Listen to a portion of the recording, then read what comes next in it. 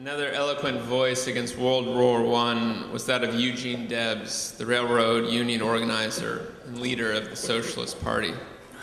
On June 18, 1918, he addressed a mass rally of workers in Ohio, knowing that his words could lead, as they did, to his arrest and imprisonment. His sentence of 10 years was upheld by unanimous Supreme Court decision. Here is the speech that led to his arrest. Sam Johnson declared that patriotism is the last refuge of the scoundrel. He must have had the Wall Street gentry in mind, or at least their prototypes. For in every age it has been the tyrant, the oppressor, and the exploiter who has wrapped himself in the cloak of patriotism, or religion, or both, to deceive and overawe the people. Every solitary one of these aristocratic conspirators and would-be murderers claims to be an arch-patriot. Every one of them insists that the war is being waged to make the world safe for democracy. What humbug! What rot! What false pretense!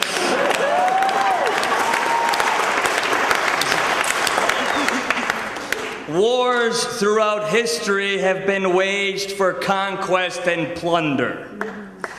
In the Middle Ages, when the feudal lords concluded to enlarge their domains, to increase their power, their prestige, and their wealth, they declared war upon one another. But they themselves did not go to war, any more than the modern feudal lords, the barons of Wall Street, go to war. The feudal barons of the Middle Ages, the economic predecessors of the capitalists of our day, declared all wars, and their miserable serfs fought all the battles.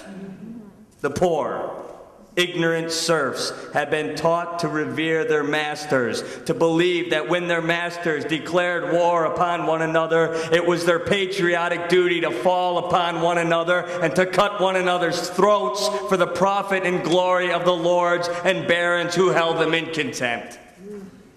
And what is war in a nutshell? The master class has always declared the wars. The subject class has always fought the battles. The master class has had all to gain and nothing to lose, while the subject class has had nothing to gain and all to lose, especially their lives. They have always taught and trained you to believe it to be your patriotic duty to go to war and to have yourselves slaughtered at their command.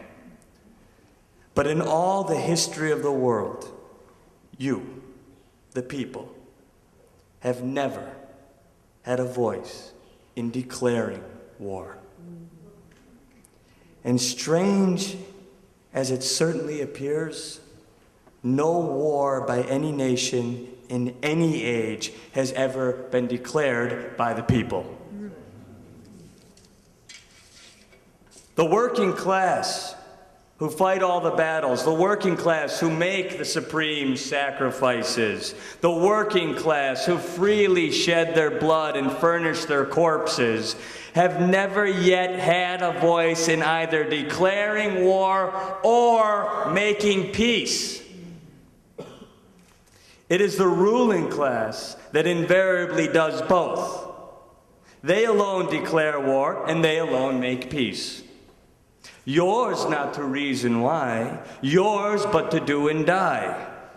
That is their motto. And we object on the part of the awakening workers of this nation. If war is right, let it be declared by the people.